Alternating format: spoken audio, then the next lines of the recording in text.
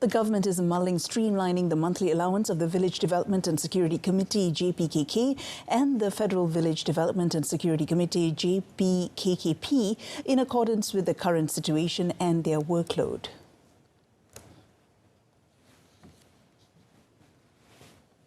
Dr. Ahmad Zahid Hamidi, who is also Rural and Regional Development Minister, said currently their allowance rates vary by state, with Selangor providing the highest allowance at RM1,500, followed by Johor at RM1,200. Kementerian memberikan allowance purata RM500, tetapi terdapat negeri-negeri yang menambahkan allowance itu. Saya fikir negeri-negeri itu juga mempunyai alasan tersendiri untuk memberikan allowance tambahan. Mungkin kerana prestasi keuangan dan tahap kutipan cukai dan keberhasilan yang diperolehi oleh negeri itu lebih baik daripada negeri-negeri yang lain. Maka saya amat bersempati pada negeri-negeri yang mempunyai pendapatan hasil negeri yang rendah. Jadi kita merasakan bahawa pelarasan ini elok kita lakukan supaya keberkesanan perkhidmatan dan tugas pengurusi JKKP dan JPKK ini dapat kita lakukan dengan terbaik. He also said that the government intends to increase their allowance, but the country's economic situation must also be considered at the moment. Currently, there are 15,434 members of the JPKK and JPKKP nationwide. Local Government Development Minister Nga Koming has dismissed a claim that Singapore experts were consulted to compensate for Malaysian civil service inefficiency in housing matters as untrue and malicious. He said such allegations were provocative and seditious, adding that the ministry staff had always provided the best service while implementing affordable and holistic housing policies for the people.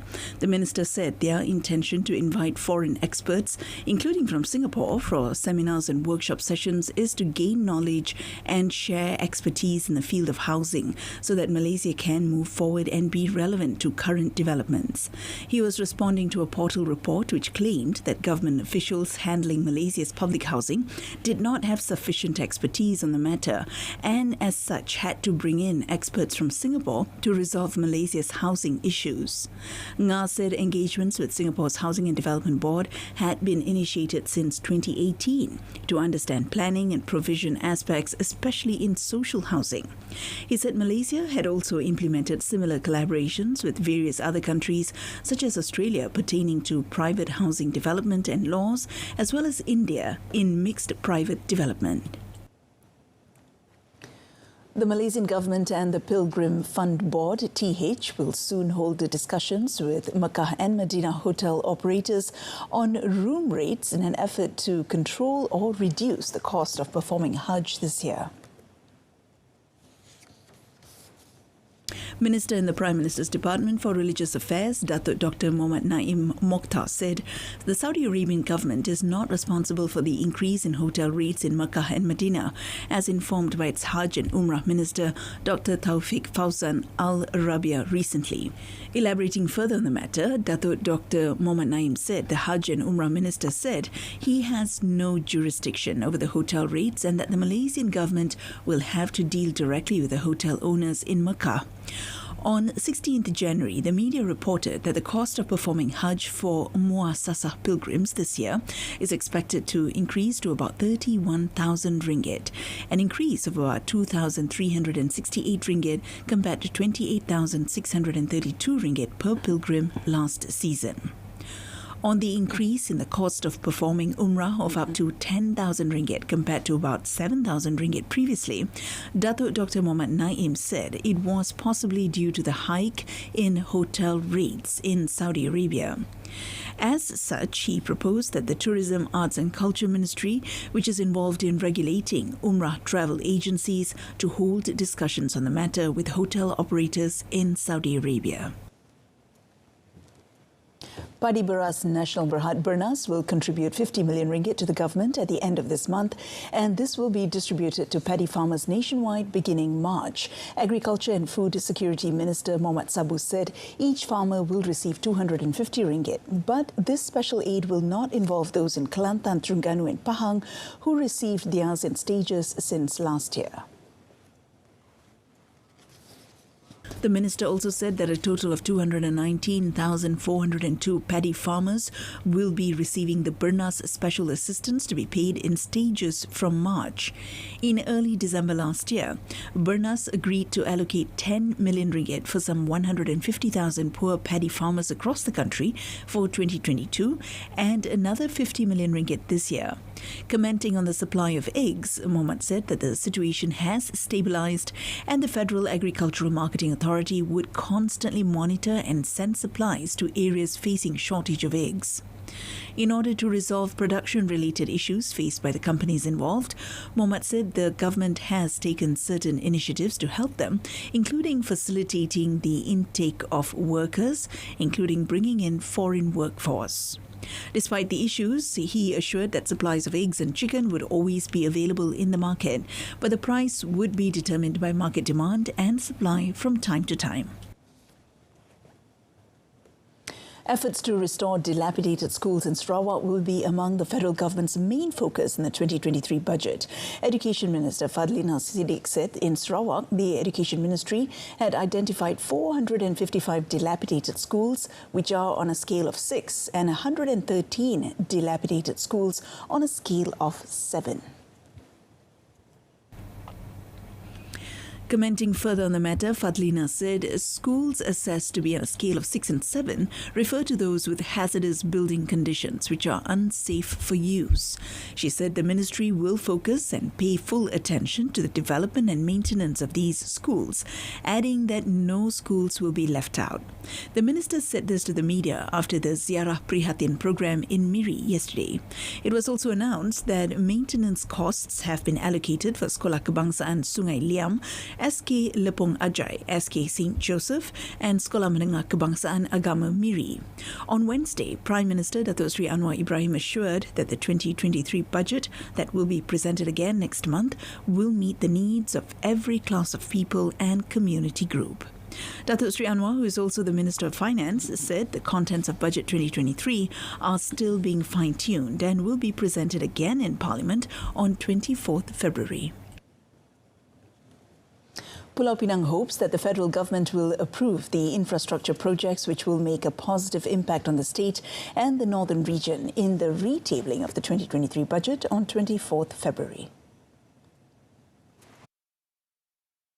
Chief Minister Chow Kon Yeow said these included the Light Rail Transit or LRT project for the Georgetown Butterworth line, which was submitted to the federal government at the end of last year.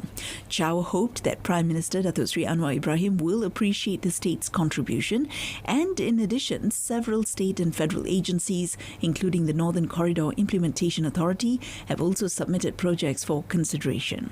He said the projects should be looked into in terms of not only benefiting Pulau Pinang alone, but also in driving development to the entire northern region through the implementation of such projects. Elaborating further, he said among the priority projects that have been submitted to the NCIA were the new expressway and the elevated highway from Juru to Sungai Dua. The Chief Minister said that the two projects must be given priority as a solution to the increasing and alarming traffic congestion that is happening at the moment. Sultan of Johor, Sultan Ibrahim Sultan Iskandar, yesterday received the final report of the Special Task Force reviewing laws related to the sovereignty of Batu Puteh, Middle Rocks and South Ledge. The report was presented to His Majesty during an audience granted to Minister of Defence Datuk Seri Mohammad Hassan, Minister in the Prime Minister's Department for Law and Institutional Reform Datuk Seri Azalina Uthman Said, and Foreign Minister Datuk Seri Dr. Zamri Abdul Kadir. According to the posting on the Sultan's official Facebook page yesterday, the audience at Istana Bukit Serene lasted almost 2 hours. Also present were Johor Menteri Besar Datuk On Hafiz Ghazi and State Secretary Tan Sri Azmi Rohani. Rasmi. Last December, Prime Minister Datuk Sri Anwar Ibrahim called for the claim on Batu Putih to be reviewed through immediate and more meaningful negotiations with Singapore without jeopardizing bilateral relations.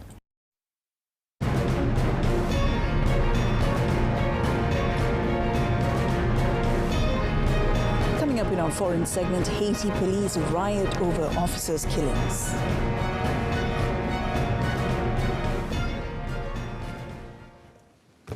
A blistering wave of Russian strikes targeting Ukraine's energy infrastructure killed at least 11 people yesterday, a day after Germany and the United States pledged heavy tanks for Kiev. The stepped-up military aid swept aside long-standing misgivings among allies and signaled a surge of Western support for a counter-offensive against the Russian invasion. The latest wave of Russian attacks came, as the Kremlin said, it perceived the tanks as direct involvement in the conflict. Ukraine's emergency services said as a result of Russia's latest missile strikes, at least 11 people were killed and 11 others were wounded. The Ukrainian army said its forces destroyed 47 of the 55 missiles launched by Russia. Since October, Russia has launched regular strikes against energy infrastructure across Ukraine, where temperatures are near freezing. Ukraine's energy ministry accused Russia of seeking to create a systemic failure in the country's energy system. The electricity supply in Kiev stabilized by the afternoon, but in the southern region of Odessa on the Black Sea, emergency power outages will continue. Meanwhile, Canada has decided to join the United States, Germany and other countries in supplying heavy tanks to Ukraine to fight off Russian forces with a shipment of 4 fully operational Leopards.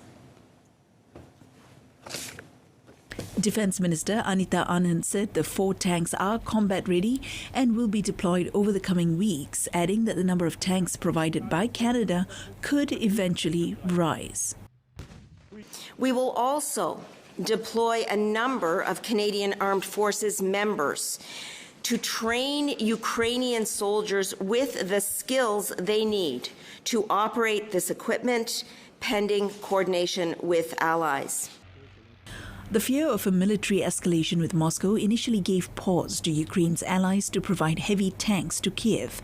But the Canadian minister said that the reality of the war has changed and that Ukraine's allies must show their unity. She said the heavily armored and highly protected vehicles offer soldiers a tactical advantage on the battlefield thanks to their excellent mobility, firepower and resistance. Germany agreed to supply 14 of the powerful tanks to Ukraine amid intense pressure from other European countries. Norway also said it would send Leopard 2 tanks to Ukraine, and Sweden said it had not ruled out following suit. US President Joe Biden announced Wednesday that his administration will send 31 M1 Abrams battle tanks to Ukraine, although delivery may not occur until next year. Haitian police officers blocked streets and forced their way into the country's main airport to protest the recent killing of officers by armed gangs, expanding their grip on the Caribbean nation. Protesters in civilian clothes who identified themselves as police first attacked Prime Minister Ariel Henry's official residence and then flooded the airport as Henry was arriving from a trip to Argentina. Henry was temporarily stuck in the airport, unable to leave, but returned to his residence in Port-au-Prince later yesterday, followed by police protesters. Roads around Port-au-Prince and in several cities to the north were blocked by protesters. Haitian human rights group RNDDH said that 78 police officers had been killed since Henry came to power in July 2021, averaging 5 each month. The United Nations is discussing sending a foreign strike force to confront the armed gangs. The proposal was originally made 3 months ago, but no country has offered to lead such a force. European Union ministers sought ways to curb irregular immigration and send more people away as arrivals rose from pandemic lows, reviving controversial ideas for border fences and asylum centres outside of Europe. EU border agency Frontex reported some 330,000 unauthorized arrivals last year, the highest since 2016, with a sharp increase on the Western Balkans route. Home Affairs Commissioner Ylva Johansson told talks among the 27 EU migration ministers there was a huge increase of irregular arrivals of migrants, but a very low return rate. She said that returns were one of the most effective incentives to prevent irregular arrivals of those that are not in need of international protection. Denmark, the Netherlands and Latvia were among those to call for more pressure through visas and development aid towards the roughly 20 countries that the EU deems failed to cooperate on taking back their nationals who have no right to stay in Europe. The ministerial talks come ahead of a February summit of EU leaders who will also seek more returns. That, however, is easier said than done in the bloc, where immigration is a highly sensitive political issue and member countries are bitterly divided over how to share the task of caring for those who arrive in Europe. More than 160 people have died this month in Afghanistan during the country's worst winter in more than a decade, as residents are described being unable to afford fuel to heat their homes in temperatures well below freezing. In a snowy field in the west of the Afghan capital, children rummaged through rubbish looking for plastic to burn, as their families could not afford wood or coal. Nearby, a shopkeeper, Ashur Ali, lives with his family in a concrete basement where his 5 children shiver from cold. He said the small amount he earns from his shop was no longer enough for fuel or food. خنک است که ما همین سال باور که زغال خریدن نتونستیم صبح که نماز میخونیم میریم همینجا یک ذره سوختگی جمع کنیم میاریم یعنی دمی وضعیت رسیم یعنی عیالان بیچاره گوشنه تشنه یک راه یک بوجی ورده پیدا کنیم پیسه‌اش را باور ده یک هفته نمیچلنه. The coldest winter in 15 years, which has seen temperatures dip as low as negative 34 degrees Celsius, has hit Afghanistan in the middle of a severe economic crisis. Many aid groups have partially suspended operations in recent weeks due to a Taliban administration ruling that most female NGO workers could not work, leaving agencies unable to operate many programs in the country. U.S. authorities charged 5 officers with second-degree murder over the fatal beating of a black man in the eastern state of Tennessee following a traffic stop. Tyree Nichols, 29, was stopped on 7th January for what the Memphis Police Department said was reckless driving. Family attorneys Ben Crump and Antonio Romanucci said after a chase ensued, police brutalized him to the point of being unrecognizable. According to police, Nichols was transported to the hospital in critical condition where he died on 10th January. The 5 officers, who are also black, were fired after an internal police investigation found them to have violated multiple department policies, including excessive use of force, duty to intervene and duty to render aid.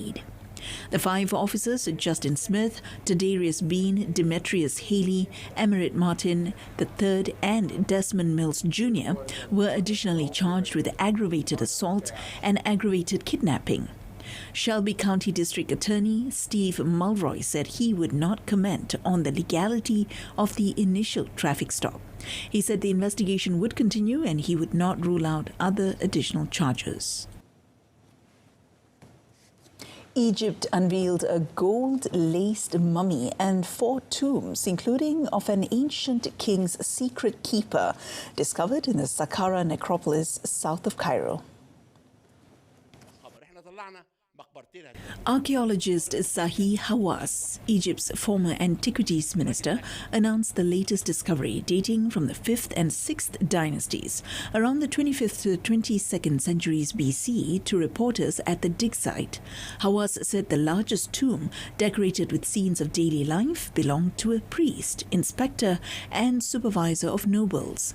It was found in the pyramid complex of Unas, the last king of the 5th dynasty, who reigned some 4,300 years ago. Another tomb belonged to the pharaoh's appointed secret keeper, a priestly title held by a senior palace official, bestowing the power and authority to perform special religious rituals. A third tomb belonged to a priest in Pharaoh Pepi I's pyramid complex, and the fourth to a judge and writer.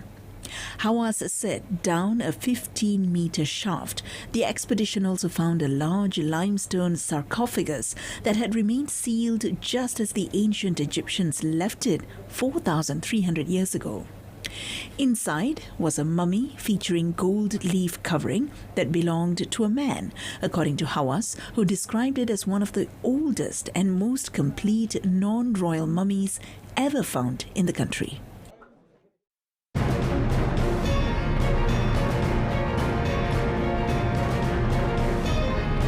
Next in sports, Real beat Atletico after extra time in Copa del Rey.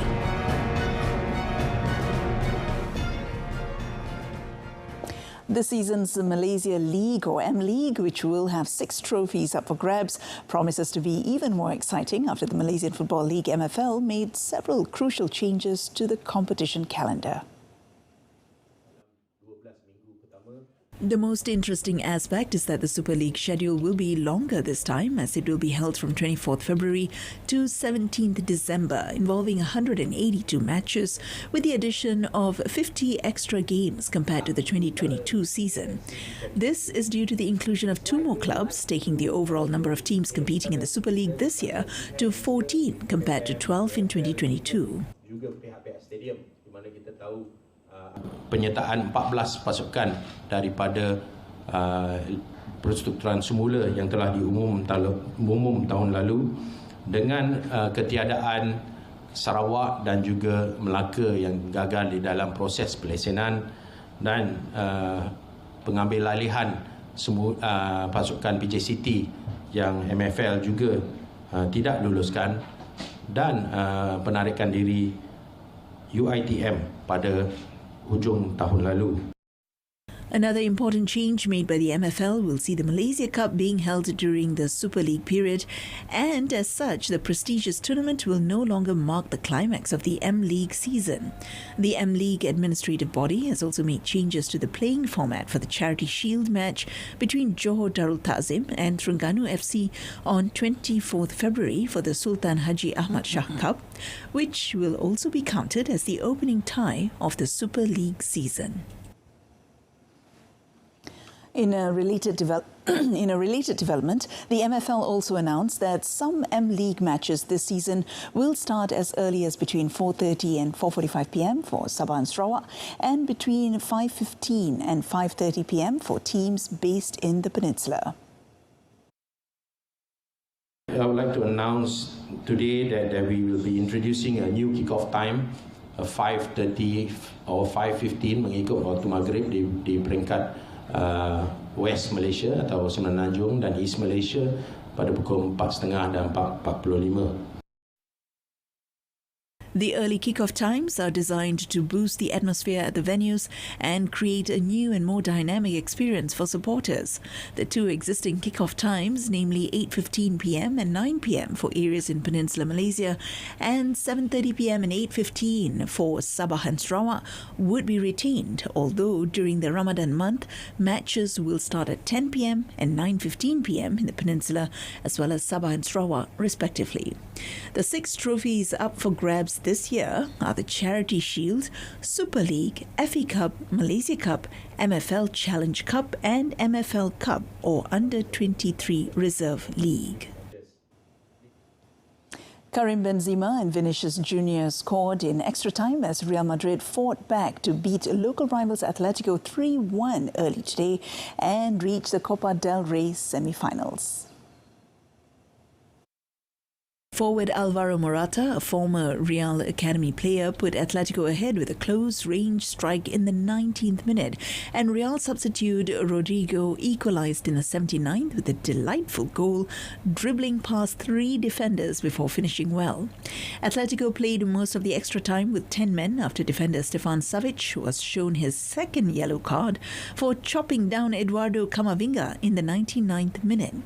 5 minutes later, Real substitute Marco Asensio sent a low cross into the box, and Vinicius' deflected shot reached Benzema, who unleashed an unstoppable strike into the net.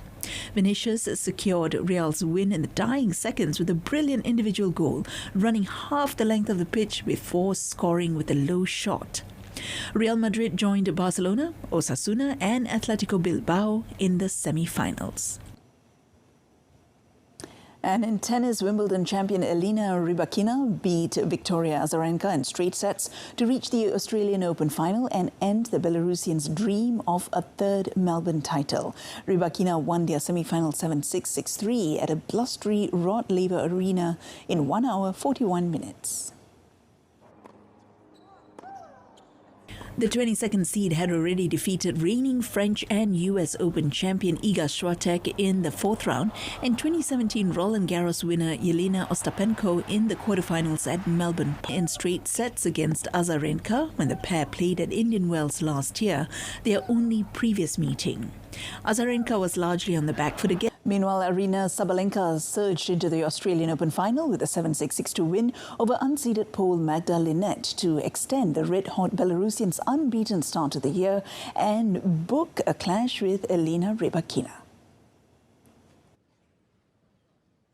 Adelaide champion Sabalenka has not dropped a set en route to 10 wins in 2023, but made a poor start in chilly conditions on Rod Laver Arena, dropping her serve to love in the opening game before breaking back with 2 blistering backhands.